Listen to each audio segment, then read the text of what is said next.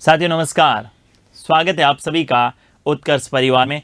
अपन बात कर रहे थे राष्ट्रपति के संदर्भ में और राष्ट्रपति के कार्यकाल के संदर्भ में बात कर चुके थे। शपथ के संदर्भ में राष्ट्रपति की चुनाव प्रक्रिया एवं उनके निर्वाचक मंडल और योग्यता के संदर्भ में अपन बात कर चुके थे।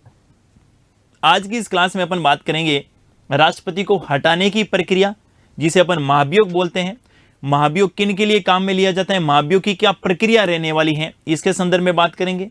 साथ ही राष्ट्रपति की शक्तियों के संदर्भ में भी बात करने वाले हैं। देखिए साथियों, आप सभी को पता है कि भारत में राष्ट्रपति का कार्यकाल 5 वर्ष निर्धारित किया गया है और 5 वर्ष कब से है तो पद ग्रहण करने से कितने वर्ष, 5 वर्ष निर्धारित किया गया है।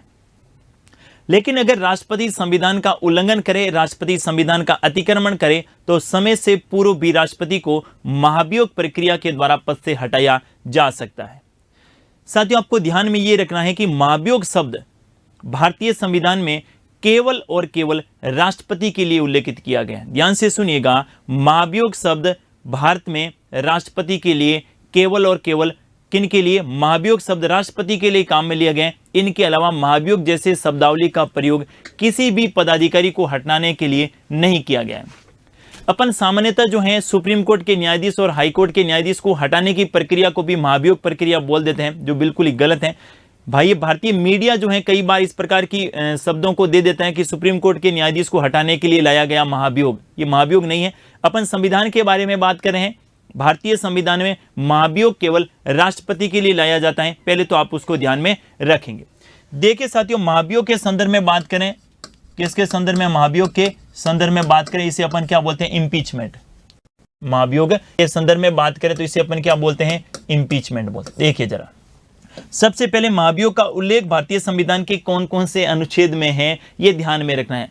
आर्टिकल 61 का तो सबको पता है कि भारतीय संविधान के आर्टिकल 61 में महाभियोग की प्रक्रिया का प्रावधान किया गया है। लेकिन साथ ही एक आर्टिकल और आप ध्यान में रखेंगे, और वो कौन सा है, अनुच्छेद 56। तो सबसे पहले बात कर रहे हैं भारतीय संविधान के आर्टिकल 56 में उल्लेख किया गया है। कौन से अनुच्छेद में, आर्टिकल 56 में प्रावधान किया गया है कि राष्ट्रपति को समय से पूर्व महाभियोग प्रक्रिया के द्वारा, राष्ट्रपति को समय से पूर्व या कार्यकाल से पूर्व, राष्ट्रपति को कार्यकाल से पूर्व महाभियोग प्रक्रिया के द्वारा पद से हटाया जा सकता है,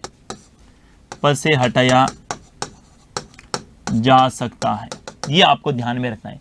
ये बात तो कौन से आर्टिकल में लिखी गई, 56 में।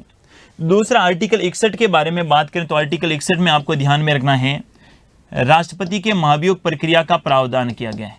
राष्ट्रपति को हटाने की जो प्रक्रिया है, जिसको अपन क्या बोलते हैं, महाभियोग। इस महाभियोग की प्रक्रिया का प्रावधान, राष्ट्रपति को हटाने की प्रक्रिया जो महाभियोग है, यानी महाभियोग की क्या प्रक्रिया रहने वाली है, इसके संदर्भ में आप कौन सा आर्टिकल ध्यान में रखेंगे, 61। तो 2 अनुच्छेद ध्यान में रखने हैं। सबसे पहले तो आर्टिकल 56 और आर्टिकल 61। अब बात करते हैं राष्ट्रपति को हटाने के लिए महाभियोग किस कारण से लाया जाता है, यानी अपन बात करेंगे महाभियोग के कारण के संदर्भ।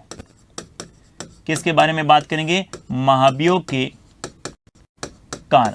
और महाभियोग के कारण के संदर्भ में बात करें तो संविधान में एक ही कारण दे रखा है, कौन सा, संविधान का उल्लंघन या संविधान का अतिक्रमण। राष्ट्रपति संविधान का या तो क्या करे, उल्लंघन करे, या संविधान का क्या करे, अतिक्रमण करे। इस आधार पर राष्ट्रपति पर क्या लाया जा सकता है, कारण पता होना चाहिए। कहीं पर भी सिद्ध कदाचार या कहीं पर भी असमता जैसे शब्दों का उल्लेख नहीं किया गया है। साथियों, प्रश्न ये पूछा जा सकता है कि निम्नलिखित में से किस आधार पर राष्ट्रपति पर महाभियोग लाया जा सकता है। एक ही आधार, एक ही कारण ध्यान में रखेंगे, कौन सा, संविधान का उल्लंघन या अतिक्रमण। राष्ट्रपति अगर संविधान का उल्लंघन करें, राष्ट्रपति या संविधान का अतिक्रमण करें, उनको हटाने के लिए क्या लाया जा सकता है, महाभियोग। अब महाभियोग की प्रक्रिया क्या रहेगी, देखिए जरा, आर्टिकल 61 में लिखा गया है कि राष्ट्रपति को हटाने की जो प्रक्रिया है ये संसद के किसी भी सदन में, संसद के किसी भी सदन में लाई जा सकती है, संसद के किसी भी सदन में लाई जा सकती है। और किसी भी सदन का मतलब होगा कि राष्ट्रपति को हटाने की जो प्रक्रिया रहेगी वो संसद के दो ही सदन हैं। कौन कौन से? एक तो लोकसभा और दूसरी कौन सी सभा? राज्यसभा। एक तो लोकसभा और दूसरी कौन सी सभा? राज्यसभा। तो राष्ट्रपति को हटाने के लिए प्रस्ताव लोकसभा में भी लाया जा सकता है और राष्ट्रपति को हटाने के लिए प्रस्ताव राज्यसभा में भी लाया जा सकता है। लेकिन लाने के लिए न्यूनतम सदस्यीय संख्या कितनी चाहिए? तो दूसरी बात आपको ध्यान में रखनी है, न्यूनतम सदस्य संख्या। न्यूनतम सदस्य संख्या, और न्यूनतम सदस्य संख्या के संदर्भ में आप क्या ध्यान में रखेंगे? अगर लोकसभा में लाया गया तो लोकसभा के 1/4 और अगर राज्यसभा में लाया गया तो राज्यसभा के 1/4। ध्यान से सुनिएगा, जिस भी सदन में राष्ट्रपति को हटाने के लिए महाभियोग प्रक्रिया लाई गई है उस सदन के कुल सदस्यीय संख्या के 1/4 सदस्यों का समर्थन आवश्यक होता है। अगर प्रस्ताव लोकसभा में लाया गया तो लोकसभा के 1/4 सदस्यों का समर्थन आवश्यक, और अगर प्रस्ताव राज्यसभा में लाया गया तो राज्यसभा के 1/4 सदस्यों का समर्थन क्या होता है? आवश्यक होता है। क्लियर रखिएगा, दोनों में 1/4 की आवश्यकता नहीं है। अगर पहले जिस सदन में लाया जाएगा उसके 1/4 सदस्यों का समर्थन क्या होता है? आवश्यक होता है। इसके बाद जैसे प्रस्ताव मान लेते पहले लोकसभा में लिया गया तो इसके बाद दूसरा सदन जो है, कौन सा सदन है? दूसरा सदन जो है ये जांचकर्ता की भूमिका में होगा। दूसरा सदन जो है ये जांचकर्ता की भूमिका में होगा, भूमिका में होगा। दूसरा सदन की भूमिका में होगा? जांचकर्ता की भूमिका में। जांचकर्ता की भूमिका का क्या मतलब? कि अगर प्रस्ताव पहले राज्यसभा में लाया गया तो राष्ट्रपति पर किस कारण से महाभियोग आया है, संविधान का उल्लंघन या अतिक्रमण, इसकी जांच कौन सा सदन करेगा? लोकसभा। अगर प्रस्ताव लोकसभा में लाया गया पहले तो जांच कौन सा सदन करेगा? राज्यसभा करेगा। इस बात को आपको ध्यान में रखना है। यानी दूसरा सदन जो है ये जांचकर्ता की भूमिका में होता है। दूसरा सदन क्या होता है? जांचकर्ता की भूमिका में होता है। जिस सदन में लाया गया वो जांच नहीं करेगा। अगर प्रस्ताव राज्यसभा में लाया गया तो जांचकर्ता की भूमिका में कौन सा सदन करेगा? लोकसभा। और अगर लोकसभा में लाया गया तो कौन सा सदन करेगा? राज्यसभा। अगला देखिए, यहां पर राष्ट्रपति को अपना पक्ष रखने के लिए क्या ध्यान में रखेंगे? राष्ट्रपति को अपना पक्ष रखने हेतु, अपना पक्ष रखने की क्या दी जाती है? स्वतंत्रता प्रदान की जाती है। या तो राष्ट्रपति स्वयं अपना पक्ष रखेगा या अपने किसी प्रतिनिधि को भेज सकता है। राष्ट्रपति दूसरे सदन में जब जांचकर्ता की भूमिका में होगा दूसरा सदन, उस समय राष्ट्रपति अपना पक्ष या तो स्वयं रख सकता है या राष्ट्रपति अपने किसी प्रतिनिधि को पक्ष रखने के लिए भेज सकता है। इस बात को आपको ध्यान में रखना है। लेकिन सबसे महत्वपूर्ण बात आपको क्या ध्यान में रखनी है? राष्ट्रपति के हटाने की प्रक्रिया के समय, यानी राष्ट्रपति पर जब महाभियोग चल रहा होता है उस समय राष्ट्रपति अपने प्रतिनिधि के तौर पर महान्यायवादी को नहीं भेज सकता। ध्यान से सुनिएगा, किनको नहीं भेज सकता? राष्ट्रपति अपने प्रतिनिधि के तौर पर किसको नहीं भेज सकता? महान्यायवादी को नहीं भेज सकता। महान्यायवादी को नहीं भेज सकता। इस बात को भी आपको ध्यान में रखना है। हाल ही एग्जाम में प्रश्न पूछा गया, क्या प्रश्न था कि राष्ट्रपति के महाभियोग के संदर्भ में कौन सा कथन असत्य है? राष्ट्रपति के महाभियोग के संदर्भ में कौन सा कथन असत्य है? और उसमें एक कथन यह था कि राष्ट्रपति को हटाने के लिए जब महाभियोग लाया गया है और उस समय राष्ट्रपति अपने पक्ष रखने के लिए अपने प्रतिनिधि के तौर पर महान्यायवादी को भेज सकता है। आप कहेंगे नहीं, राष्ट्रपति महान्यायवादी को नहीं भेज सकता। दूसरे किसी वकील को, या तो स्वयं जाएगा या किसी अपने प्रतिनिधि के रूप में जो कानून का जानकार है, ऐसे व्यक्ति को राष्ट्रपति सदन में भेज सकता है। इस बात को आपको ध्यान में रखना है। अगला स्टेप क्या रहेगा?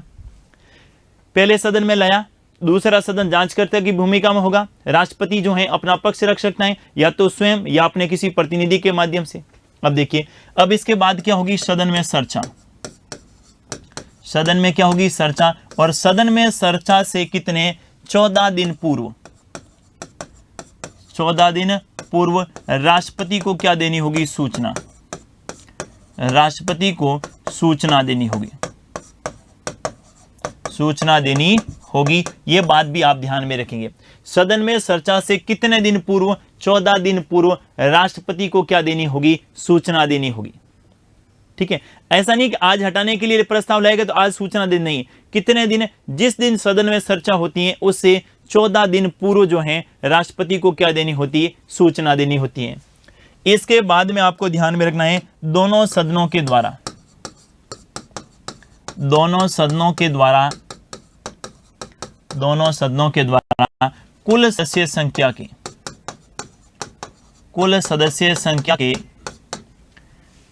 सदस्य संख्या के 2/3 बहुमत से, कौन से बहुमत से, 2/3 बहुमत से प्रस्ताव को क्या करना होगा, पारित करना होगा। यहां पर एक बहुत ही महत्वपूर्ण बात आपको क्या ध्यान में रखनी है, कुल सदस्य संख्या।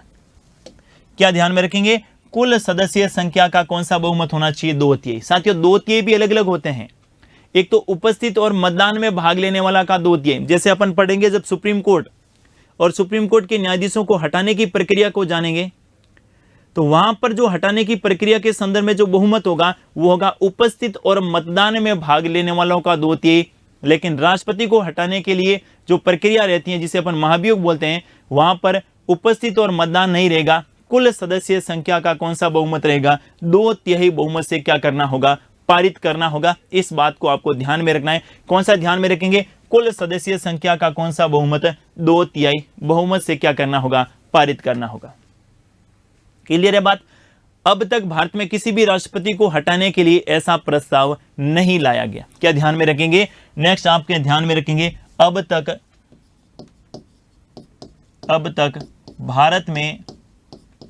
भारत में किसी भी राष्ट्रपति को हटाने हेतु, किसी भी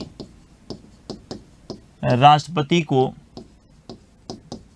हटाने हेतु, अब तक भारत में किसी भी राष्ट्रपति को हटाने हेतु महाभियोग नहीं लाया गया।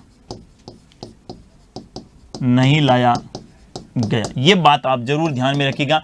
अभी तक भारत में किसी भी राष्ट्रपति को हटाने के लिए महाभियोग नहीं लाया गया है, ये भी आपको ध्यान में रखेंगे।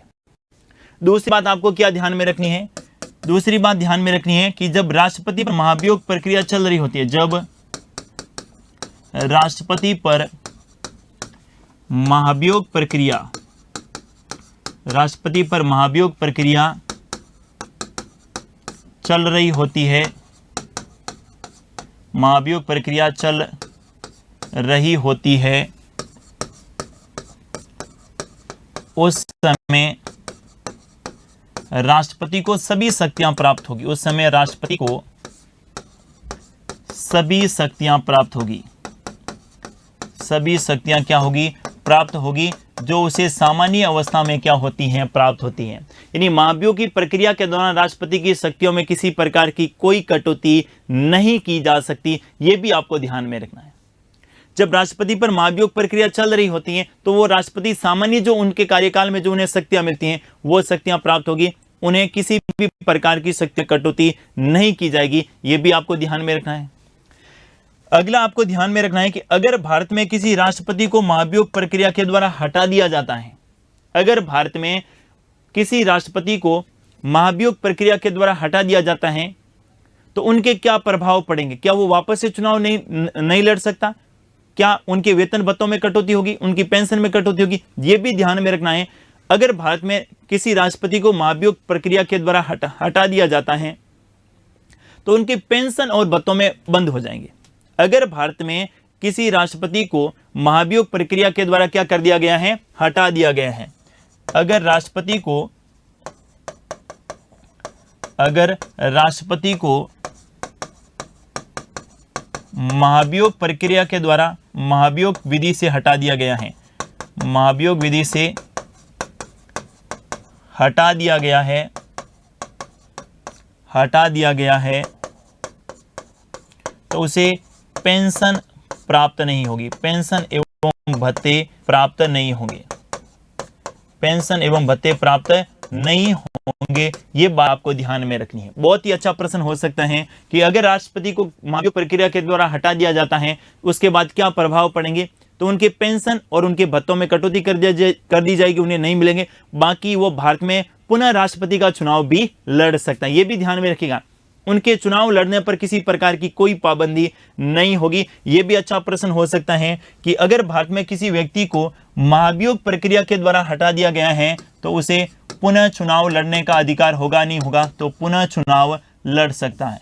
क्या ध्यान में रखेंगे, पुनः चुनाव लड़ सकता है।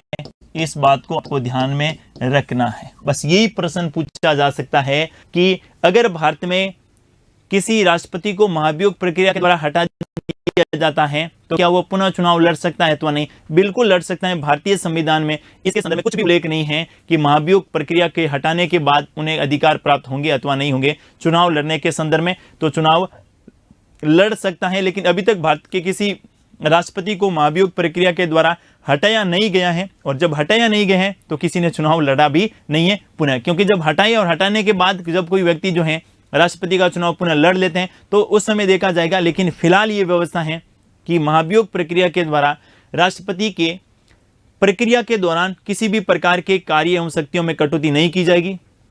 अगर कोई हटा दिया जाता है उनको पेंशन नहीं मिलेगी राष्ट्रपति को, लेकिन चुनाव लड़ने पर पाबंदी नहीं रहेगी, अतः चुनाव लड़ सकता है। आप लोगों ने देखा होगा कि भारत के राष्ट्रपति की प्रक्रिया हटाने की प्रक्रिया को अर्धन्यायिक प्रक्रिया बोलते हैं। महाभियोग प्रक्रिया को क्यों बोलते हैं, यह बड़ा महत्वपूर्ण प्रश्न है। भी अर्धन्यायिक तो बोलते हैं, ये सबको पता है, लेकिन राष्ट्रपति को हटाने की प्रक्रिया को अर्धन्यायिक प्रक्रिया क्यों कहा जाता है, यह बड़ा जबरदस्त वाला कंसेप्ट आपको ध्यान में रखना है। यानी महाभियोग प्रक्रिया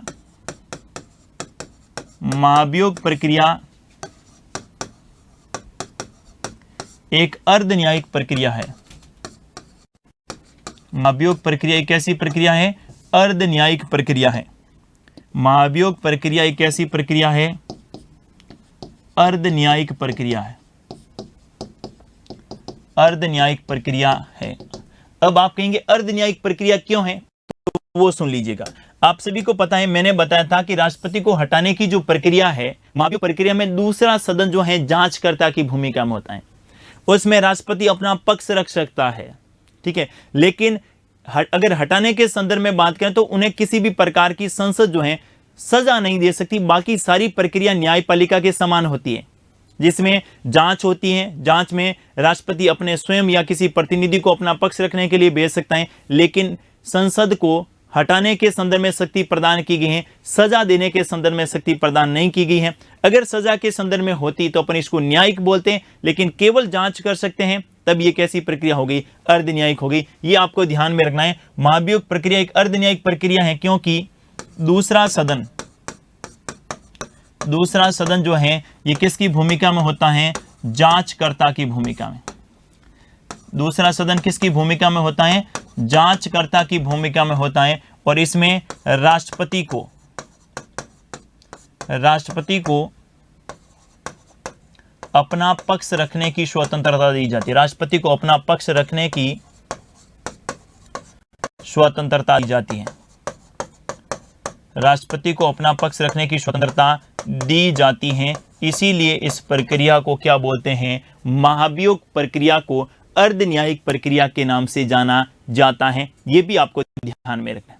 अगला प्रश्न अपने से पूछा जा सकता है कि ऐसे कौन से सदस्य हैं जो राष्ट्रपति के चुनाव में तो भाग लेते हैं, मतलब निर्वाचक गण में शामिल होते हैं, लेकिन महाभियोग प्रक्रिया में शामिल नहीं होते हैं।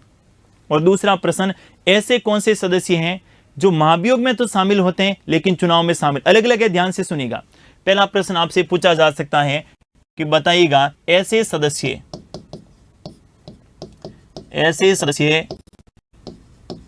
जो राष्ट्रपति के चुनाव में तो भाग लेते हैं, राष्ट्रपति के चुनाव में भाग लेते हैं, लेकिन राष्ट्रपति के चुनाव में भाग लेते हैं लेकिन महाभियोग प्रक्रिया में भाग नहीं लेते हैं। महाभियोग प्रक्रिया में भाग नहीं लेते हैं। ये तो आपका रहेगा पहला क्वेश्चन, ठीक है। दूसरा क्वेश्चन रहेगा, ऐसे सदस्य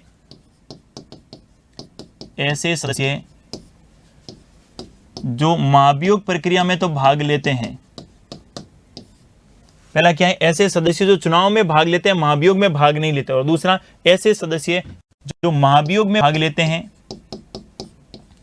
महाभियोग में भाग लेते हैं एवं चुनाव प्रक्रिया में भाग नहीं लेते हैं, एवं चुनाव प्रक्रिया में भाग नहीं लेते हैं, चुनाव प्रक्रिया में भाग नहीं लेते हैं। ये आपको ध्यान में रखना है। दोनों अच्छे प्रश्न हो सकते हैं। पहले का आंसर क्या रहेगा बताइएगा जरा। पहले का आंसर रहेगा, ऐसे सदस्य जो राष्ट्रपति के चुनाव में तो भाग लेते हैं लेकिन महाभियोग प्रक्रिया में भाग नहीं लेते हैं। तो पहले अपने को यह पता होना चाहिए कि कौन कौन है जो चुनाव में भाग लेते हैं। तो मैंने कहा चुनाव में भाग लेते हैं लोकसभा के निर्वाचित सदस्य, राज्यसभा के निर्वाचित सदस्य और विधानसभा के निर्वाचित सदस्य। लेकिन महाभियोग में विधानसभा के निर्वाचित सदस्य भाग नहीं लेते हैं। विधानसभाओं को महाभियोग में भाग लेने का अधिकार ही नहीं है। तो यहां पर क्या रहेगा, वे सदस्य जो राष्ट्रपति के चुनाव में तो भाग लेते हैं लेकिन महाभियोग में भाग नहीं लेते हैं। कौन रहेगा, विधानसभाओं के सदस्य, विधानसभाओं के सदस्य। बड़ा जबरदस्त प्रश्न हो सकता है। विधानसभाओं के सदस्य जो हैं, एमएलए जो हैं, ये राष्ट्रपति के चुनाव में तो भाग लेते हैं लेकिन महाभियोग प्रक्रिया में भाग नहीं लेते। दूसरा प्रश्न है, ऐसे सदस्य जो महाभियोग में तो भाग लेते हैं लेकिन चुनाव में भाग नहीं लेते, वो कौन सा करेंगे। तो यहां पर आपका रहेगा लोकसभा एवं राज्यसभा, लोकसभा एवं राज्यसभा के कैसे सदस्य, मनोनीत सदस्य। लोकसभा एवं राज्यसभा के मनोनीत सदस्य राष्ट्रपति के चुनाव में तो भाग नहीं लेते हैं, निर्वाचक गण में तो शामिल नहीं होते हैं, लेकिन महाभियोग प्रक्रिया में क्या होते हैं, शामिल होते हैं। इस बात को आपको ध्यान में रखना है। ये अच्छा प्रश्न हो सकते हैं, दोनों अलग अलग ध्यान में रखने हैं। तो पहले निर्वाचक गण आपको ध्यान में होना चाहिए, कौन कौन भाग लेते हैं। जब वो अगर आपको एग्जैक्ट पता है तो दोनों प्रकार के प्रश्न आपके एग्जाम में गलत नहीं होंगे। और ये प्रश्न बार बार रिपीट हो रहे हैं, कई एग्जाम में ये प्रश्न पूछे जा चुके, दोनों बड़े महत्वपूर्ण प्रश्न रहेंगे, इसको ध्यान में रखना है। ये थी राष्ट्रपति की कौन सी क्रिया, महाभियोग प्रक्रिया। अब अपन बात करते हैं राष्ट्रपति की शक्तियों के संदर्भ में। किसके संदर्भ में बात करें, राष्ट्रपति की शक्तियां। देखिएगा, राष्ट्रपति की शक्तियों के संदर्भ में बात करें तो राष्ट्रपति की शक्तियों को अपन कई भागों में बांटकर पढ़ेंगे। कई भागों का क्या मतलब हुआ कि राष्ट्रपति की शक्तियों को कुछ अनुच्छेदों में सीमित कर पाना संभव नहीं है। जिसमें सबसे पहले अपन पढ़ेंगे राष्ट्रपति की कौन सी शक्तियां, कार्यपालिका संबंधी। राष्ट्रपति की कौन सी शक्तियां, कार्यपालिका संबंधी शक्तियां, या इसे राष्ट्रपति की कार्यकारी शक्तियां भी कहा जाता है। कौन सी शक्तियां कहा जाता है, कार्यकारी। दूसरी अपन बात करेंगे राष्ट्रपति की कौन सी शक्तियां, व्यवस्थापिका संबंधी। कौन सी करेंगे, व्यवस्थापिका संबंधी शक्तियां। और व्यवस्थापिका संबंधी शक्तियों को विधायी शक्तियों के नाम से भी जाना जाता है। तीसरी अपन बात करेंगे राष्ट्रपति की कौन सी शक्तियां, न्यायिक शक्तियों के संदर्भ में। कौन सी शक्तियां, न्यायिक शक्तियां। फिर अपन बात करेंगे राष्ट्रपति की कैसी शक्तियां, वित्तीय शक्तियां। कौन सी शक्तियां, वित्तीय शक्तियां। और अंतिम अपन बात करेंगे राष्ट्रपति की कौन सी शक्तियां, आपातकालीन संबंधी शक्तियां। कौन सी शक्तियां, आपातकालीन संबंधी शक्तियां, जिसमें अपन पढ़ेंगे आर्टिकल 352, 356 और 360। इनके अलावा राष्ट्रपति के कुछ विशेषाधिकार हैं, उनके बारे में भी बात करेंगे। और राष्ट्रपति की कुछ कूटनीतिज्ञ शक्तियां हैं, उनके बारे में भी बात करेंगे। तो एक एक के बारे में डिटेल से जानेंगे। इसलिए मैंने कहा राष्ट्रपति को कुछ अनुच्छेदों में सीमित कर पाना संभव नहीं है, क्योंकि भारतीय संविधान में बहुत सारे ऐसे आर्टिकल हैं जो राष्ट्रपति से जुड़े हुए हैं, राष्ट्रपति की शक्तियों से जुड़े हुए हैं। तो एक एक करके बात करते हैं। सबसे पहले अपन बात करें राष्ट्रपति की कौन सी शक्तियां, कार्यपालिका संबंधी। राष्ट्रपति की कौन सी शक्तियां, कार्यपालिका संबंधी शक्तियां। राष्ट्रपति की कार्यपालिका संबंधी शक्तियां। देखिए, जहां जहां आर्टिकल रहेंगे मैं आप लोगों को साथ में अनुच्छेद भी बताने वाला हूं कि इस अनुच्छेद में ये लिखा गया है और इसके तहत राष्ट्रपति को कार्यपालिका संबंधी शक्तियां प्रदान की गई। देखिए, सबसे पहले बात करें आर्टिकल 53 के संदर्भ में। भारतीय संविधान का अनुच्छेद 53 में उल्लेख किया गया है कि देश की समस्त कार्यपालिका शक्तियां, देश की समस्त कार्यपालिका शक्तियां राष्ट्रपति में निहित होगी। देश की समस्त कार्यपालिका शक्तियां राष्ट्रपति में निहित होगी, राष्ट्रपति में निहित होगी एवं राष्ट्रपति अपने अधीनस्थ अधिकारियों के माध्यम से, अपने अधीनस्थ, कहीं नहीं लिखा है मंत्री परिषद और मंत्रिमंडल, ध्यान से सुनिएगा, प्रश्न पूछा जा सकता है कि आर्टिकल 53 के अनुसार राष्ट्रपति अपनी कार्यपालिका संबंधी शक्तियों का प्रयोग किन की सहायता से करेगा? विकल्प नंबर ए मंत्री परिषद, बी मंत्रिमंडल, सी अधीनस्थ अधिकारी और डी उपरोक्त में से कोई नहीं। कौन सा करेंगे? अधीनस्थ अधिकारी। कहीं नहीं लिखा मंत्री परिषद। 53 में क्या लिखा? आजकल शब्द से प्रश्न पूछे जा रहे हैं, जैसा आर्टिकल में लिखा है वो हुबहू आपको पता होना चाहिए। आर्टिकल 53 में क्या लिखा है कि देश की समस्त कार्यपालिका शक्तियां राष्ट्रपति में निहित होगी एवं राष्ट्रपति अपने अधीनस्थ अधिकारियों के माध्यम से, अधीनस्थ अधिकारियों के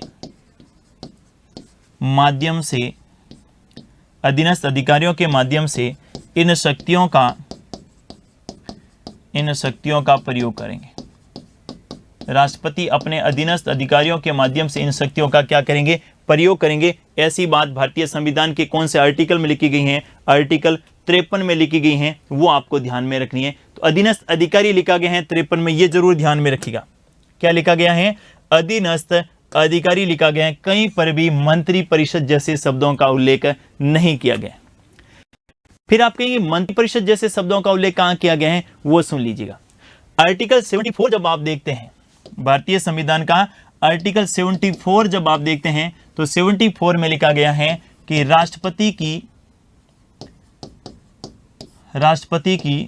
राष्ट्रपति को सलाह एवं सहायता के लिए, सलाह एवं सहायता हेतु, राष्ट्रपति को सलाह एवं सहायता हेतु एक मंत्री परिषद होगी, एक मंत्री परिषद होगी। राष्ट्रपति मंत्री परिषद की परामर्श से ही, राष्ट्रपति मंत्री परिषद की परामर्श से ही कार्य करेंगे। ये आर्टिकल कौन से में लिखा है? 74 में लिखा है। मैं कहूं अगर अनुच्छेद देकर प्रश्न पूछ ले तो आपको आर्टिकल 53 में अधीनस्थ अधिकारी ध्यान में रखना है। आर्टिकल 53 में मंत्री परिषद, मंत्रिमंडल जैसे शब्द नहीं लिखे गए। आर्टिकल 74 में लिखा गया है कि राष्ट्रपति की सलाह एवं सहायता के लिए एक मंत्री परिषद होगी और राष्ट्रपति इस मंत्री परिषद की सहायता से क्या करेगा? कार्य करेगा। 42वें संविधान संशोधन के द्वारा कौन सा ध्यान में रखेंगे? 42वें संविधान संशोधन, 42वें संविधान संशोधन। और 42वां संविधान संशोधन कब हुआ था? 1976 में। 42वें संविधान संशोधन के द्वारा यह प्रावधान किया गया कि मंत्री परिषद जो भी सलाह देगा, मंत्री परिषद जो भी सलाह किनको देगा? राष्ट्रपति को जो भी सलाह देगा, राष्ट्रपति इस सलाह को मानने के लिए क्या होगा भाई? बाध्यकारी होगा। क्या लिखा गया कि मंत्री परिषद जो भी सलाह देगा उस सलाह को मानने के लिए राष्ट्रपति क्या होगा? बाध्यकारी होगा। लेकिन बाद में 44वां संविधान संशोधन किया गया। कौन सा किया गया? 44वां कॉन्स्टिट्यूशन अमेंडमेंट हुआ था 1978 में, और इसके द्वारा क्या प्रावधान किया कि मंत्री परिषद द्वारा दी गई सलाह को, मंत्री परिषद द्वारा दी गई सलाह को राष्ट्रपति जो है एक बार पुनर्विचार के लिए भेज सकता है। कितनी बार? एक बार पुनर्विचार हेतु भेज सकता है। कितनी बार भेजेगा भाई? एक ही बार भेजेगा। अगर वापस से मंत्री परिषद ने वही सलाह दी तो इस बार राष्ट्रपति मानने के लिए क्या होंगे? बाध्यकारी होंगे। बड़ा जबरदस्त प्रश्न बन सकता है। मूल संविधान में क्या था? मूल संविधान में यह उल्लेखित था कि राष्ट्रपति की सलाह एवं सहायता के लिए एक मंत्री परिषद होगी। 42वें द्वारा क्या प्रावधान किया गया? 42वें द्वारा इसमें प्रावधान किया गया कि राष्ट्रपति को जो भी मंत्री परिषद ये सलाह देगा, राष्ट्रपति मानने के लिए क्या होगा? बाध्यकारी होगा। और उस समय प्रधानमंत्री कौन थे? इंदिरा गांधी। कौन थे? इंदिरा गांधी देश के उस समय क्या थे? प्रधानमंत्री। लेकिन जैसे ही 1971 में चुनाव हुए, देश के प्रधानमंत्री मोरारजी देसाई बने, तो उन्होंने 44वां संविधान संशोधन किया और कहा राष्ट्रपति मंत्रिपरिषद द्वारा दी गई परामर्श को एक बार पुनर्विचार के लिए भेज सकता है। जैसे मैं राष्ट्रपति और मुझे मंत्रिपरिषद ने कोई सलाह दी है, ठीक है, तो मैं एक बार इनको वापस भेज सकता हूं। अगर मंत्रिपरिषद उसमें परिवर्तन करे नहीं करे, वापस से मेरे पास आए, तो मेरे को उस पर हस्ताक्षर करने ही होंगे, मेरे को स्वीकृत करनी होगी, मैं वापस से उसको पुनर्विचार के लिए नहीं भेज सकता। जैसे एग्जाम्पल के माध्यम से देखिए, मंत्रिपरिषद ने राष्ट्रपति को कहा कि इस व्यक्ति को उस राज्य का राज्यपाल बना दीजिएगा। राष्ट्रपति एक बार कहेगा थोड़ा सा सोच लीजिएगा, इसकी बजाय इसको बनाते तो बेहतर होता। मंत्रिपरिषद ने कहा नहीं, हम जो कह रहे हैं उसी को बनाना है, तो फिर राष्ट्रपति जो है उस व्यक्ति को बना देगा। तो कितनी बार पुनर्विचार के लिए भेज सकता है? एक बार।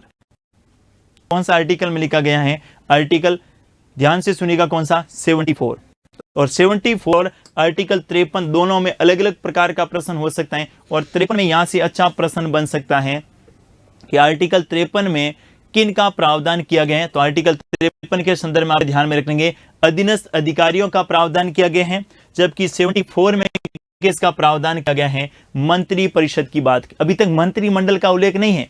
मंत्रिमंडल का उल्लेख एकमात्र आर्टिकल में है 352, वो भी मूल संविधान में नहीं था, उसे 44वें संविधान संशोधन के द्वारा जोड़ा गया। अपन पढ़ रहे हैं राष्ट्रपति की कैसी शक्तियां, कार्यपालिका संबंधी शक्तियां, जिसमें सबसे आर्टिकल 53 के बारे में बात की और उसके बाद आर्टिकल 74 के संदर्भ। अगला देखिए आर्टिकल 75। आर्टिकल 75 में क्या प्रावधान है? तो आर्टिकल 75 में प्रावधान किया गया है कि लोकसभा में बहुमत प्राप्त दल के नेता को राष्ट्रपति के द्वारा प्रधानमंत्री नियुक्त किया जाएगा। कौन सी सभा में? लोकसभा। आप सभी को पता है कि हमारे यहां दो सदन हैं। कितने सदन हैं? दो सदन। एक तो है लोकसभा और दूसरी कौन सी सभा है? राज्यसभा। लोकसभा को बोला जाता है निम्न सदन। कौन सा सदन है? निम्न सदन। और राज्यसभा को बोला जाता है कौन सा सदन है? उच्च सदन। कौन सा सदन? उच्च सदन। ये जो लोकसभा है, और लोकसभा में सदस्य संख्या कितनी है वर्तमान में? 543। कितनी है? 543। और 543 में से बहुमत का मतलब कितनी सीटें हो गई? 272। जिस भी राजनीतिक दल को, राज्यसभा में बहुमत से कोई फर्क नहीं पड़ेगा, सरकार और प्रधानमंत्री हमेशा उसी पार्टी की बनेगी जिसका लोकसभा में क्या होगा? बहुमत होगा। और आर्टिकल 75 में क्या लिखा है? 75 में लिखा है कि लोकसभा में जिस राजनीतिक दल को बहुमत मिलेगा, और बहुमत का मतलब है कि लोकसभा में 543 सीटें और 543 का बहुमत कितना हो गया? 272। जिस भी राजनीतिक दल को 272 सीट मिलेगी, अर्थात जिस भी राजनीतिक दल को लोकसभा में बहुमत मिलेगा, उस राजनीतिक दल के, उस लोकसभा में राजनीतिक दल के बहुमत प्राप्त दल के नेता को राष्ट्रपति के द्वारा प्रधानमंत्री नियुक्त किया जाएगा। सब एक एक शब्दों का बड़ा महत्व। आपसे प्रश्न पूछा जा सकता है प्रधानमंत्री होता है, विकल्प नंबर ए निर्वाचित, बी मनोनीत, सी नियुक्त और डी पदेन। क्या करेंगे? नियुक्त। प्रधानमंत्री का चुनाव होता है क्या? कभी सुना है कि मोदी जी ने प्रधानमंत्री का चुनाव लड़ा? नहीं। किन का चुनाव लड़ा था? लोकसभा का।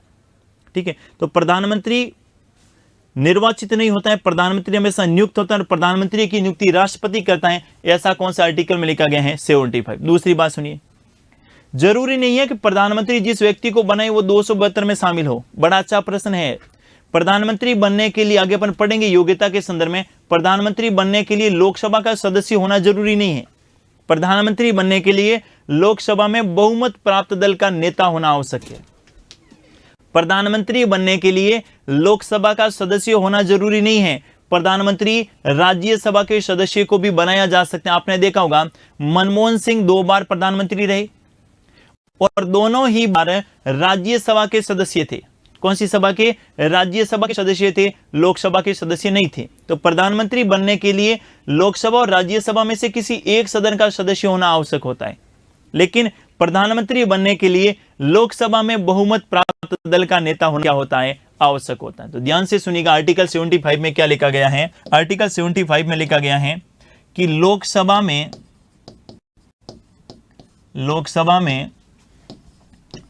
बहुमत प्राप्त बहुमत प्राप्त दल के नेता को, बहुमत प्राप्त दल के नेता को राष्ट्रपति के द्वारा प्रधानमंत्री नियुक्त किया जाता है, प्रधानमंत्री नियुक्त किया जाता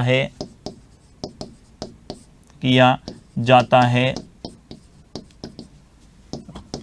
एवं इन्हें शपथ दिलाई जाती है, शपथ दिलाई जाती है। तो प्रधानमंत्री को शपथ भी कौन दिलाएगा? राष्ट्रपति दिलाएगा। और प्रधानमंत्री की नियुक्ति भी कौन करेगा? राष्ट्रपति करेगा। कौन से अनुच्छेद में उल्लेख किया गया है? आर्टिकल 75। लेकिन शर्त क्या है? लोकसभा में बहुमत प्राप्त दल के नेता को ही बनाया जाएगा। और लोकसभा में बहुमत के लिए कितनी सीटें चाहिए? 272। आप कहेंगे कि अगर 272 सीटें नहीं मिले तो भी ऐसा भी तो हो सकता है कि 543 में से बहुमत के लिए 272 सीट चाहिए। और कई बार ऐसी स्थिति बनती है कि 272 सीट किसी भी राजनीतिक दल को मिले ही नहीं। जैसे मान लेते हैं कि 543 में से जैसे ही लोकसभा के चुनाव हुए और लोकसभा के चुनाव का परिणाम इस प्रकार आया, 200 सीट मिल गई कांग्रेस को, 150 सीट मिल गई बीजेपी को, और बाकी किसी को 60 मिली, किसी को 70 मिली। इस प्रकार से जो है किसी भी राजनीतिक दल को 272 सीट नहीं मिली। अब क्या होगा? क्योंकि यहां तो क्या लिखा है? लोकसभा में बहुमत प्राप्त दल के नेता को। अब क्या होगा? अब राष्ट्रपति अपने विवेक से लोकसभा में सबसे बड़े दल के नेता को, लोकसभा में सबसे बड़े दल के नेता को प्रधानमंत्री बनने के लिए क्या करेगा? आमंत्रित करेगा। और लेकिन प्रधानमंत्री बनने के बाद इन्हें, इस राजनीतिक दल को लोकसभा में क्या बहुमत सिद्ध करना होगा? ये गठबंधन कर सकते हैं। तो कांग्रेस इनके अलावा जो है यहां से कुछ सीटें लेके साथ में मिला के जो है सरकार बना सकते हैं। तो दूसरा ध्यान में रखना है, अगर किसी भी राजनीतिक दल को, अगर ऐसा संविधान में नहीं लिखा है, ऐसा संविधान में नहीं लिखा है कि किसी भी राजनीतिक दल को नहीं मिले तो क्या होगा? भारत में संसदीय शासन प्रणाली को अपनाया गया है। और संसदीय शासन प्रणाली की विशेषता है, मैं क्या कह रहा हूं? मैं ये कह रहा हूं कि बहुत सारी ऐसी बातें हैं जो संविधान में उल्लेखित नहीं है। जैसे ये संविधान में उल्लेखित नहीं है कि अगर किसी भी राजनीतिक दल को स्पष्ट बहुमत नहीं मिले तो क्या होगा। भारतीय संविधान में ऐसा नहीं लिखा है। भारत में संसदीय शासन प्रणाली है और संसदीय शासन प्रणाली में ऐसा होता है कि अगर किसी भी राजनीतिक दल को स्पष्ट बहुमत नहीं मिलता है तो सबसे बड़े दल के नेता को राष्ट्रपति के द्वारा प्रधानमंत्री नियुक्त किया जाता है। तो ध्यान से सुनिएगा, अगर किसी भी दल को, किसी भी दल को स्पष्ट बहुमत नहीं मिले, स्पष्ट बहुमत, अगर किसी भी दल को स्पष्ट बहुमत नहीं मिले तो सबसे बड़े दल के नेता को, सबसे बड़े दल के नेता को, सबसे बड़े दल को नेता को प्रधानमंत्री नियुक्त किया जाता है, प्रधानमंत्री नियुक्त किया जाता है। ये भी बात आपको ध्यान में रखनी है, लेकिन इसका संविधान में उल्लेख नहीं किया गया। मैं क्या कह रहा हूं, ऐसी बहुत सारी बातें हैं जो संविधान में उल्लेखित नहीं है, जिनमें से एक बात ये ध्यान में रखें। तो प्रधानमंत्री की नियुक्ति कौन करता है? राष्ट्रपति करता है। शपथ कौन दिलाता है? राष्ट्रपति दिलाता है। कौन से अनुच्छेद में उल्लेखित है? 75 में। प्रधानमंत्री किसको बनाया जाएगा? जो लोकसभा में बहुमत प्राप्त दल का क्या होगा? नेता होगा। अगला देखिए, उसके बाद क्या होगा? प्रधानमंत्री से परामर्श से, या अपन यूं कहें प्रधानमंत्री के परामर्श से, प्रधानमंत्री के परामर्श से राष्ट्रपति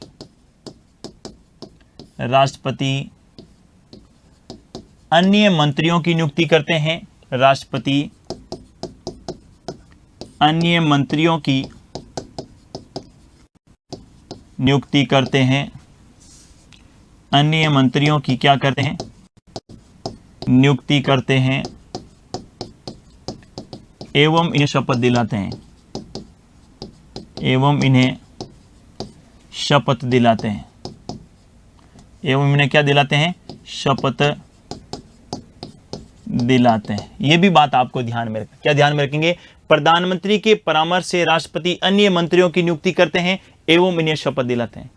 परामर्श किसकी लेनी होगी? प्रधानमंत्री की। अब राष्ट्रपति अपने विवेक से किसी को नहीं बना सकता। ये जैसे ही प्रधानमंत्री नियुक्त कर दिया, जैसे ही मोदी जी को प्रधानमंत्री बना दिया, अब राष्ट्रपति मोदी जी से पूछेंगे कि आपकी टीम में, और आपकी टीम का मतलब हुआ मंत्री परिषद में किस किस को शामिल करना है, बताइएगा जरा। तो मोदी जी एक लिस्ट देंगे कि भाई साहब ये मैं लिस्ट दे रहा हूं ना, ये जो है इन सबको आप क्या नियुक्त कर दो, मंत्री नियुक्त कर दो। इन सबको क्या बना दो, मंत्री बना दो। और मंत्री बनाने के साथ इन्हें क्या दिला दो, आप शपथ दिला दो। ये काम कौन करेगा, राष्ट्रपति करेगा। तो राष्ट्रपति अपने विवेक से किसी को भी मंत्री नहीं बनेगा। राष्ट्रपति मंत्री उसी व्यक्ति को बनाएगा जिसके संदर्भ में प्रधानमंत्री ने उसे परामर्श किया है या प्रधानमंत्री ने परामर्श दिया है। तो प्रधानमंत्री के बाद जो है मंत्री परिषद में कौन शामिल होंगे, इसका निर्धारण कौन करता है, प्रधानमंत्री करता है। लेकिन मंत्रियों की नियुक्ति कौन करता है, राष्ट्रपति करता है। और मंत्रियों को शपथ कौन दिलाता है, राष्ट्रपति दिलाता है। ध्यान से सुनिएगा।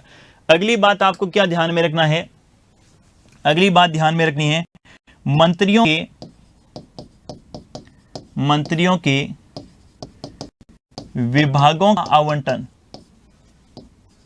मंत्रियों के विभागों का आवंटन, या मैं कहूं मंत्रियों के विभागों में फेरबदल, मंत्रियों के विभागों का आवंटन या मंत्रियों के विभागों में फेरबदल, ये किन के द्वारा किया जाएगा, ये प्रधानमंत्री के द्वारा। ये किन के द्वारा किया जाएगा, प्रधानमंत्री के द्वारा। आपके इसका क्या मतलब हुआ, किस व्यक्ति को कौन सा मंत्री बनाना है, गृह मंत्री किसको बनाना है, रक्षा मंत्री किसको बनाना है, चिकित्सा मंत्री किसको बनाना है, कृषि मंत्री किसको बनाना है, ये प्रधानमंत्री तय करेगा। और अगर किसी को पहले रक्षा मंत्री बनाए उसको गृह मंत्री बनाना है, गृह मंत्री से रक्षा मंत्री बनाना है, मतलब मंत्री परिषद में मंत्रालयों की फेरबदल करनी है, तो कौन करेगा, प्रधानमंत्री करेगा। ध्यान से सुनिएगा, मंत्रियों के विभागों का आवंटन एवं फेरबदल किनके द्वारा किया जाए, प्रधानमंत्री के द्वारा। लेकिन अगर आपसे पूछे कि बताइएगा मंत्रियों के, प्रश्न क्या पूछे कि मंत्रियों के कार्य आवंटन के नियम, कार्य आवंटन के नियम किनके द्वारा बनाए जाएंगे, तो मंत्रियों के कार्य आवंटन के नियम किनके द्वारा, राष्ट्रपति के द्वारा। मंत्रियों के कार्य आवंटन के नियम किनके द्वारा बनाए जाएंगे, राष्ट्रपति के द्वारा। फिर मंत्री बनाने के बाद उनके विभागों के जो कार्य आवंटन के नियम है ना, वो राष्ट्रपति के द्वारा बनाए जाएंगे। और राष्ट्रपति के द्वारा जो है 1961 में क्या बनाए गए, कार्य आवंटन संबंधी नियम बनाए गए। 1961 में कार्य आवंटन संबंधी नियम बनाए गए, ये भी आपको ध्यान में रखना है। कब बनाए गए, 1961 में। और कार्य आवंटन के नियम के संदर्भ में अगर अनुच्छेद पूछे तो आर्टिकल आप ध्यान में रखेंगे कौन सा, 77। आर्टिकल 77 में लिखा गया है कि मंत्रियों के कार्य आवंटन संबंधी नियम राष्ट्रपति के द्वारा बनाए जाएंगे। मंत्रियों के कार्य आवंटन संबंधी नियम कौन बनेगा, राष्ट्रपति बनेगा। मंत्रियों की नियुक्ति कौन करेगा, राष्ट्रपति करेगा। लेकिन मंत्रियों के विभागों का बंटवारा कौन करेगा, प्रधानमंत्री के द्वारा किया जाएगा। अगला देखिए, अगला आपको ध्यान में रखना है, अगर किसी मंत्री को क्या करना है भाई, बर्खास्त करना है। अगर किसी मंत्री को बर्खास्त करना है और अगर किसी मंत्री को त्यागपत्र देना है, अगर किसी मंत्री को क्या करना है, बर्खास्त करना है, और अगर किसी मंत्री को त्यागपत्र देना है तो किन को देगा, राष्ट्रपति को देगा। इसीलिए तो कहा जाता है कि मंत्री व्यक्तिगत रूप से किन के प्रति उत्तरदायी होते हैं, राष्ट्रपति के प्रति उत्तरदायी होते हैं। मंत्री व्यक्तिगत रूप से किन के प्रति उत्तरदायी होते हैं, राष्ट्रपति के प्रति उत्तरदायी होते हैं। हालांकि अपन मंत्री परिषद में सारी बातें क्लियर करेंगे, लेकिन यहां पर थोड़ा सा मैं एक चार्ट बना रहा हूं, सारी बातें क्लियर हो जाएगा। देखिए जरा, सबसे पहले अपन बात करें प्रधानमंत्री की। प्रधानमंत्री में आपको 3 बातें ध्यान में रखनी। कितनी बातें ध्यान में रखनी है, 3 बातें। पहली सुनिए, अगर आपसे पूछे प्रधानमंत्री की नियुक्ति कौन करता है, आप कहेंगे भाई प्रधानमंत्री की नियुक्ति करता है राष्ट्रपति। दूसरा प्रश्न पूछे, बताइएगा जरा प्रधानमंत्री को शपथ कौन दिलाता है, आप कहेंगे प्रधानमंत्री को शपथ भी कौन दिलाता है, राष्ट्रपति। तीसरा, प्रधानमंत्री किसे बनाया जाता है, प्रधानमंत्री किसे बनाया जाता है, तो आप ध्यान में रखेंगे प्रधानमंत्री उसी व्यक्ति को बनाया जाएगा जिसका लोकसभा में क्या है, बहुमत है, जिसका लोकसभा में क्या है, बहुमत है। ठीक है, प्रधानमंत्री के संदर्भ में, और प्रधानमंत्री के संदर्भ में आर्टिकल आप ध्यान में रख सकते हैं कौन सा, 75। बस इसी प्रकार पढ़िएगा। नियुक्ति कौन करा? राष्ट्रपति। शपथ कौन दिला? राष्ट्रपति। प्रधानमंत्री किसे बनाया जाएगा? जो लोकसभा में जिस पार्टी को क्या होगा? बहुमत होगा। लोकसभा में जिस राजनीतिक दल को बहुमत होगा, लोकसभा में उसका नेता चुना जाना आवश्यक है। अर्थात लोकसभा में बहुमत प्राप्त दल का नेता, लोकसभा में बहुमत प्राप्त दल का नेता होना चाहिए। बहुमत प्राप्त दल का क्या होना चाहिए? नेता होना चाहिए। जरूरी नहीं है लोकसभा का सदस्य हो, जरूरी नहीं है लोकसभा का सदस्य हो, राज्यसभा का भी सदस्य हो सकता है, लेकिन उस व्यक्ति को लोकसभा में बहुमत प्राप्त दल का क्या बनाया जाना चाहिए? नेता बनाया जाना चाहिए। अगला देखिए जरा, मंत्रियों के संदर्भ में बात कर लेते हैं। मंत्री के संदर्भ, तो आपको ध्यान में रखना है मंत्री के संदर्भ में। तो सबसे पहले मंत्री की नियुक्ति कौन करता है? मंत्री की नियुक्ति किन के द्वारा की जाती है? तो मंत्री की नियुक्ति की जाती है राष्ट्रपति के द्वारा। मंत्री को शपथ कौन दिलाता है? तो मंत्री को शपथ भी दिलाता है कौन? राष्ट्रपति। मंत्री अपना त्याग पत्र भी किन को देते हैं? तो मंत्री अपना त्याग पत्र भी किन को देते हैं? राष्ट्रपति को। मंत्री को बर्खास्त करना है तो मंत्री को बर्खास्त कौन करेगा? मंत्री को बर्खास्त भी करेगा राष्ट्रपति। मंत्रियों के कार्य आवंटन के नियम कौन बनाएगा? तो मंत्रियों के कार्य आवंटन के नियम, कार्य आवंटन के नियम किनके द्वारा बनाए जाएंगे? राष्ट्रपति के द्वारा। तो ये सारी बातें जब राष्ट्रपति के हैं तो आप ध्यान में रख सकते हैं कि मंत्री जो हैं व्यक्तिगत रूप से, मंत्री जो हैं व्यक्तिगत रूप से किन के प्रति उत्तरदायी होंगे? तो मंत्री व्यक्तिगत रूप से किन के प्रति उत्तरदायी होंगे? राष्ट्रपति के प्रति। मंत्री व्यक्तिगत रूप से किन के प्रति उत्तरदायी होंगे? राष्ट्रपति। इस प्रकार डायग्राम पढ़ के बना के पढ़िएगा। बिल्कुल पहले थ्योरी पढ़िएगा अच्छे ढंग से, उसके बाद शॉर्ट नोट्स बना के इस प्रकार से कंप्लीट कर लीजिएगा। हालांकि अपन मंत्री परिषद पढ़ेंगे उसमें सारी बातें डिटेल से वापस आपकी रिपीट होगी। एक बात यहां पर आपको क्या ध्यान में रखनी है? बस एक बात ये ध्यान में रखनी है कि मंत्रियों के विभागों का आवंटन, मंत्रियों के विभागों का आवंटन या मंत्रियों के विभागों में फेरबदल, विभागों का आवंटन करना है या विभागों में फेरबदल करना है, ये किनके द्वारा किया जाएगा भाई? प्रधानमंत्री के द्वारा किया जाएगा। मंत्रियों के विभागों का आवंटन या विभागों का फेरबदल किनके द्वारा किया जाएगा?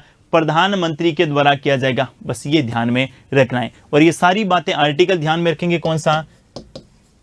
74 और कार्य आवंटन के नियम में आर्टिकल ध्यान में रखेंगे 77। हो गई बात क्लियर? अपन पढ़ रहे हैं राष्ट्रपति की कैसी शक्तियां? कार्यपालिका संबंधी शक्तियां, जिसमें कुछ आर्टिकल पढ़े कौन कौन सा? आर्टिकल 53, आर्टिकल 77, आर्टिकल 74 और आर्टिकल 75। अगला देखिए जरा, अगली कार्यपालिका संबंधी शक्ति में आपको ध्यान में रखनी है कि भारतीय संविधान का आर्टिकल 78 और आर्टिकल 78 में प्रावधान किया गया है। क्या प्रावधान किया गया है? कि राष्ट्रपति जो हैं विधि निर्माण एवं प्रशासन के संबंध में प्रधानमंत्री से किसी भी प्रकार की सूचना ले सकते हैं। राष्ट्रपति विधि निर्माण एवं प्रशासन के संदर्भ में प्रधानमंत्री से किसी भी प्रकार की सूचना ले सकते हैं और प्रधानमंत्री का यह कर्तव्य होता है कि राष्ट्रपति के द्वारा मांगी गई सूचना उसे अवगत करवाए। तो प्रधानमंत्री का कर्तव्य कौन से आर्टिकल में है? 78 में। और प्रधानमंत्री और राष्ट्रपति के बीच में संबंधों का आर्टिकल कौन सा है? 78। क्या ध्यान में रखना है? 78 में राष्ट्रपति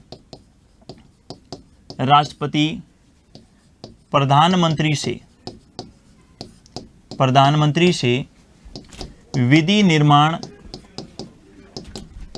निर्माण एवं प्रशासन से संबंधित, विधि निर्माण एवं प्रशासन से संबंधित, विधि निर्माण एवं प्रशासन से संबंधित सूचना मांग सकता है, सूचना मांग सकता है। और दूसरी बात क्या ध्यान में रखेंगे? प्रधानमंत्री का यह कर्तव्य होता है कि प्रधानमंत्री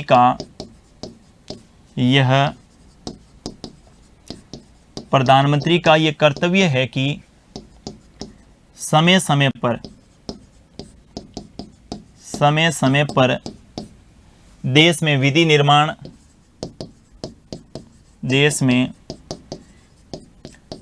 निर्माण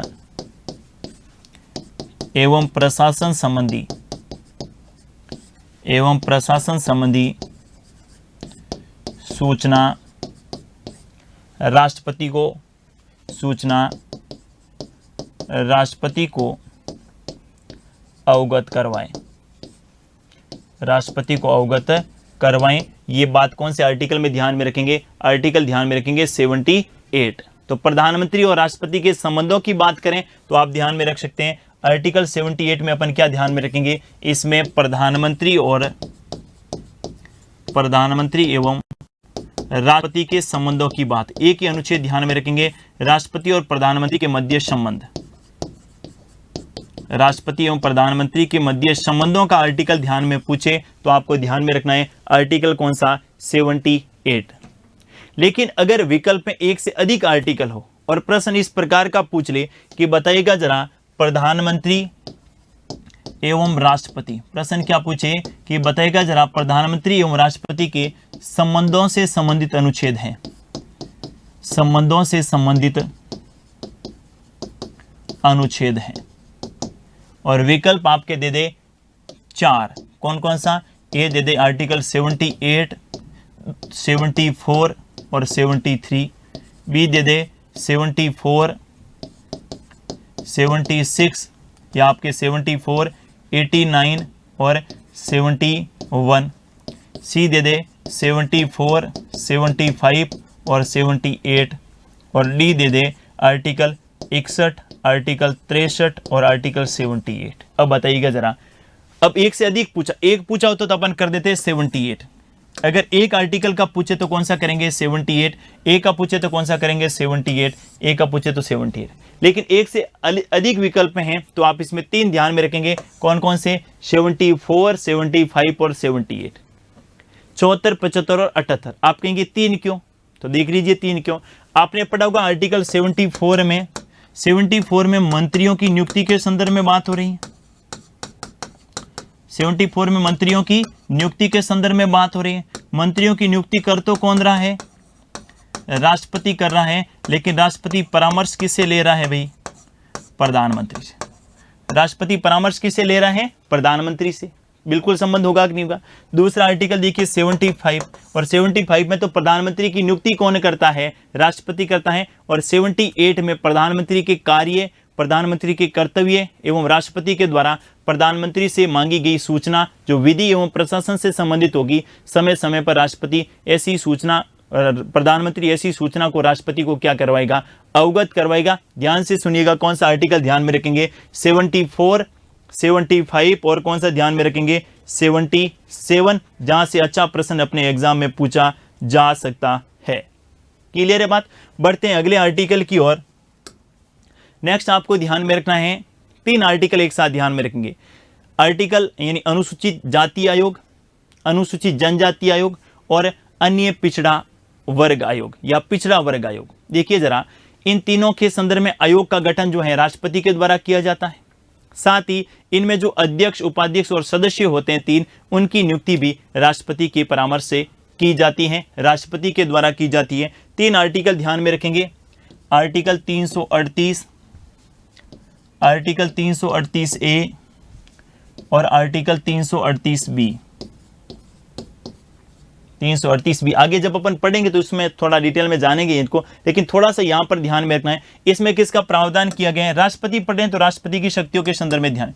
इसमें प्रावधान किया गया है अनुसूचित जाति आयोग। अनुसूचित, पहले एक ही हुआ करता था दोनों का, अनुसूचित जाति और जनजाति दोनों। इसमें किसका प्रावधान किया गया है? अनुसूचित जाति आयोग।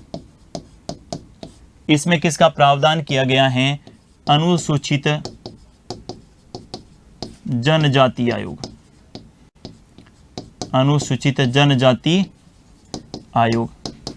और इसमें प्रावधान किया गया है पिछड़ा वर्ग आयोग। पिछड़ा वर्ग आयोग। ध्यान से सुनिएगा, अनुसूचित जाति आयोग, अनुसूचित जनजाति आयोग और पिछड़ा वर्ग आयोग, इन तीनों आयोगों का गठन किनके द्वारा किया जाता है? राष्ट्रपति के द्वारा। गठन किनके द्वारा किया जाएगा? राष्ट्रपति के द्वारा। ये राष्ट्रपति की कार्यपालिका संबंधी शक्ति है। और तीनों आयोगों में एक होता है भाई अध्यक्ष, एक होता है उपाध्यक्ष, और इसमें 3 क्या होते हैं? सदस्य। प्रत्येक में 3-3, प्रत्येक में एक अध्यक्ष होगा, एक उपाध्यक्ष होगा और 3 क्या होंगे, सदस्य होंगे। इसमें भी एक अध्यक्ष, एक उपाध्यक्ष, 3 सदस्य। इसमें भी एक अध्यक्ष, एक उपाध्यक्ष और 3 सदस्य। इनकी नियुक्ति किनके द्वारा की जाती है, राष्ट्रपति के द्वारा। किनके द्वारा की जाती है, राष्ट्रपति के द्वारा। तो ये आपके लिए अच्छा प्रश्न हो सकता है, राष्ट्रपति की कार्यपालिका संबंधी शक्तियों के संदर्भ में, जिसमें आपको ध्यान में रखना है आर्टिकल 338 के तहत राष्ट्रपति अनुसूचित जाति आयोग का गठन किया गया है। आर्टिकल 338A के तहत, पहले ये दोनों एक ही थे, अनुसूचित जाति और जनजाति आयोग एक ही हुआ करता था, बाद में अमेंडमेंट करके अलग अलग किया गया। और राष्ट्रपति पिछड़ा वर्ग के आयोग का गठन करेगा और इनके लिए अध्यक्ष, उपाध्यक्ष और सदस्यों की नियुक्ति राष्ट्रपति के द्वारा की जाएगी। यह भी राष्ट्रपति की कैसी शक्ति है, कार्यपालिका संबंधी शक्ति। अगला देखिए, अगला आपको ध्यान में रखना है आर्टिकल 339। कौन सा ध्यान में रखना है, आर्टिकल 339। और अनुच्छेद 339 में प्रावधान किया गया है कि राष्ट्रपति जो हैं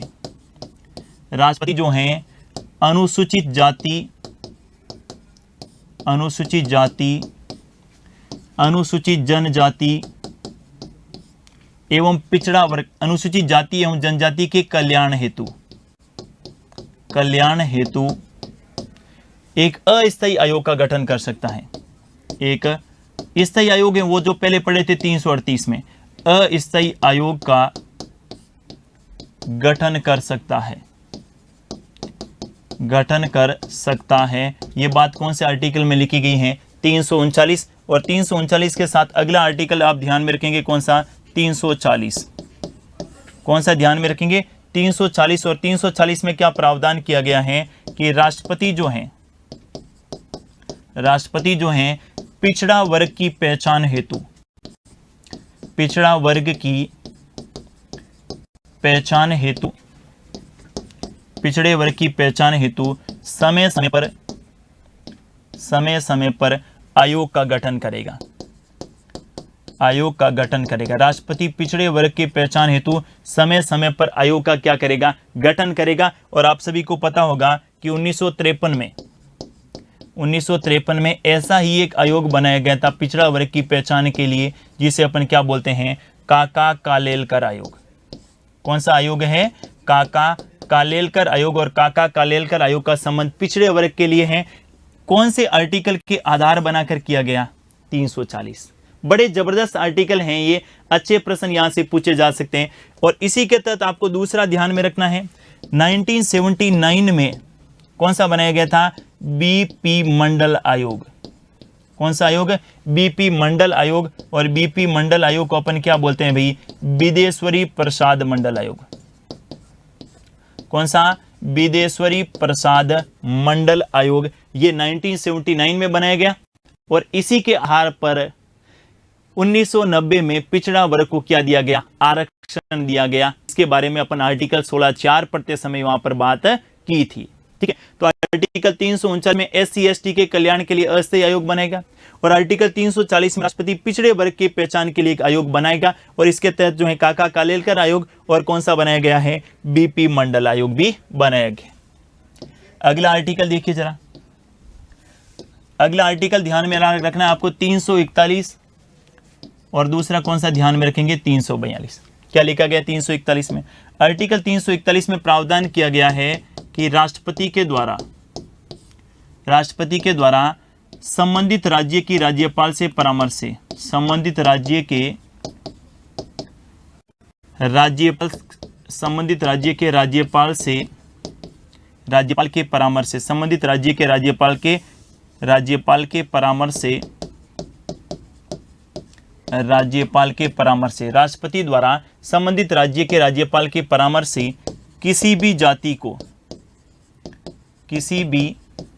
जाति को अनुसूचित जाति में शामिल किया जा सकता है। अनुसूचित जाति में शामिल किया जा सकता है। किसी भी जाति को अगर एससी में शामिल करना है, किसी भी जाति को अगर एससी में शामिल करना है तो राष्ट्रपति करेगा, न संसद करेगी, न किसी राज्य की विधानमंडल करेगी, न ही राज्यपाल करेगा। किसी भी जाति को अगर अनुसूचित जाति में शामिल करना है राष्ट्रपति करेगा। और इसका आधार कौन सा आर्टिकल है, 341। एक एक बात लिखी गई है और ये सारी की सारी राष्ट्रपति की कैसी शक्तियां पढ़ रहे हैं अपन, कार्यपालिका संबंधी शक्ति।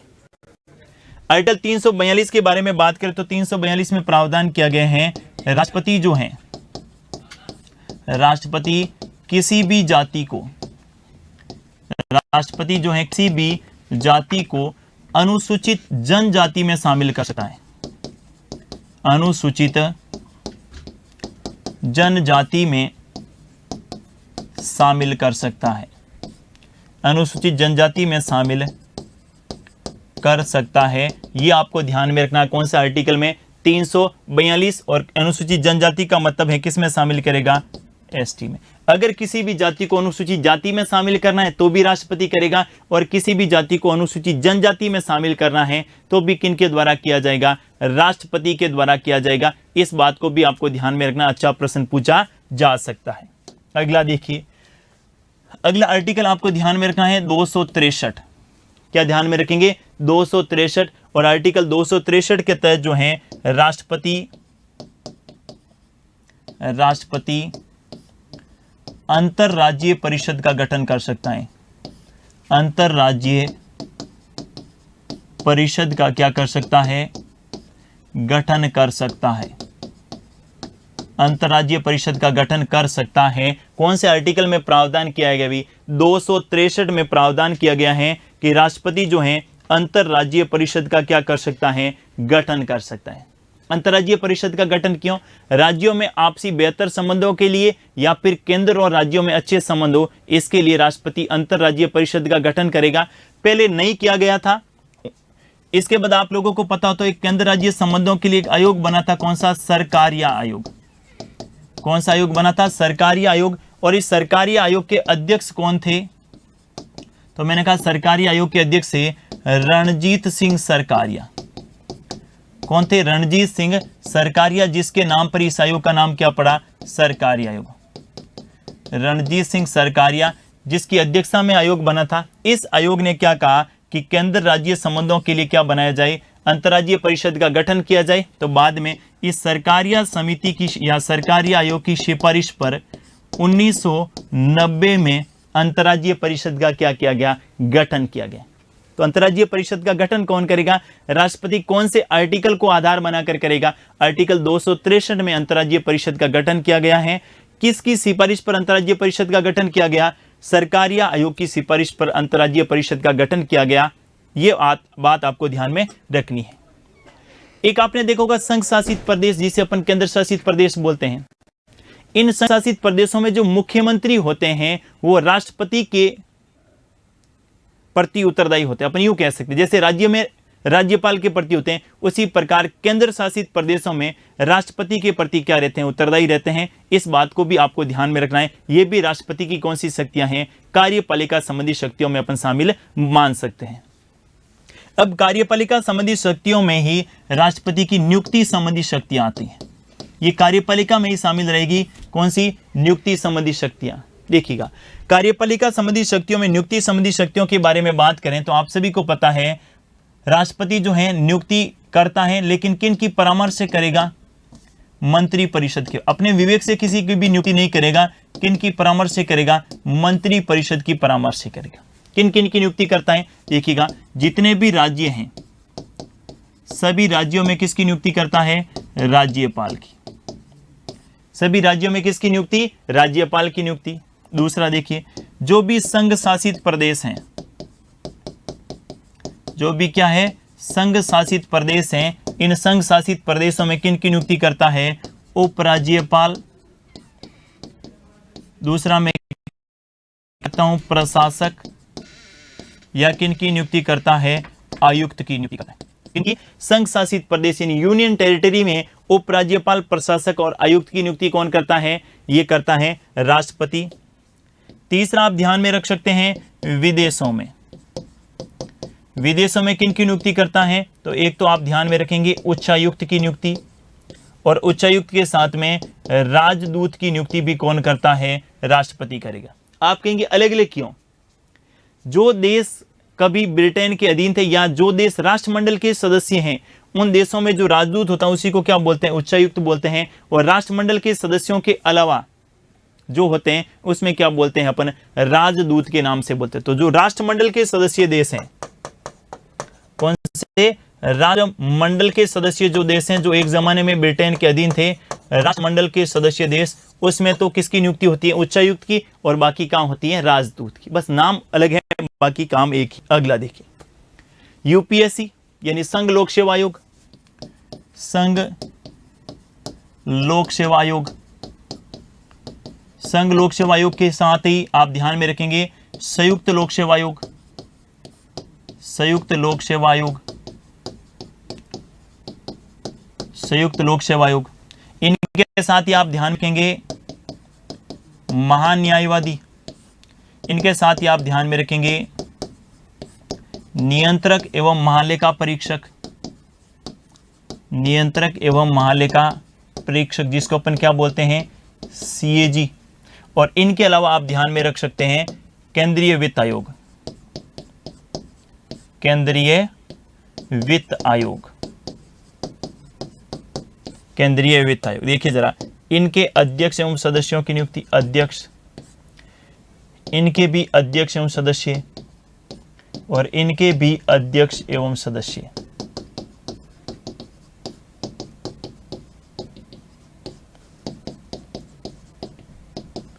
इनकी नियुक्ति भी किनके द्वारा की जाती है, राष्ट्रपति के द्वारा। इनकी नियुक्ति भी किनके द्वारा की जाती है। इनके अलावा बहुत सारी नियुक्तियां राष्ट्रपति करते हैं, लेकिन जो जो महत्वपूर्ण है वो आपको ध्यान में रखनी है। सीएजी की नियुक्ति राष्ट्रपति करता है, महान्यायवादी की नियुक्ति राष्ट्रपति करता है, यूपीएससी के अध्यक्ष और सदस्यों की नियुक्ति महान्यायवादी करता है, और दो राज्यों का आपस में अगर संयुक्त लोक सेवा आयोग है, इसके अध्यक्ष और सदस्यों की नियुक्ति महान्यायवादी राष्ट्रपति करता है, और वित्त आयोग जो आर्टिकल 280 में प्रावधान किया गया है, उसके अध्यक्ष की नियुक्ति भी किनके द्वारा की जाती है, राष्ट्रपति के द्वारा की जाती है। इनके अलावा आप ध्यान रख सकते हैं जो भी आयोग अपन पढ़ेंगे, ठीक है, अपने सिलेबस में जो आयोग दे रहे हैं, तो आयोगों से संबंधित भी नियुक्ति के संदर्भ में राष्ट्रपति को प्रावधान किया गया है। ये सारी की सारी नियुक्तियां जो हैं राष्ट्रपति अपने विवेक से नहीं करेगा, सारी नियुक्तियां राष्ट्रपति मंत्री परिषद की परामर्श से करेगा। महान्यायवादी की नियुक्ति हो, सीएजी की नियुक्ति हो, राज्यपाल की नियुक्ति हो, उपराज्यपाल, प्रशासक या आयुक्त की नियुक्ति हो, उच्चायुक्त या राजदूत की नियुक्ति हो, राष्ट्रपति अपने विवेक से एक भी नियुक्ति नहीं करेगा, सारी नियुक्ति मंत्री परिषद की परामर्श से की जाएगी। इस बात को आपको ध्यान में रखना है। बाकी न्यायालय के न्यायाधीशों की नियुक्ति राष्ट्रपति करेगा, लेकिन उनको अपन तब पढ़ेंगे जब राष्ट्रपति की न्यायिक शक्तियां पढ़ेंगे उस समय। आज के लिए बस इतना ही। ये राष्ट्रपति की कार्यपालिका से संबंधित शक्तियां थी। मैं कह रहा हूं राष्ट्रपति को कुछ अनुच्छेदों में सीमित कर पाना संभव नहीं है, बड़ा डिटेल में और बहुत ही महत्वपूर्ण तथ्यों के बारे में अपने को जानना है। राष्ट्रपति की कार्यपालिका संबंधी शक्तियों के बाद नेक्स्ट क्लास में अपन बात करेंगे राष्ट्रपति की व्यवस्थापिका एवं विधायी शक्तियों के बारे में। तब तक के लिए थैंक यू, शुक्रिया।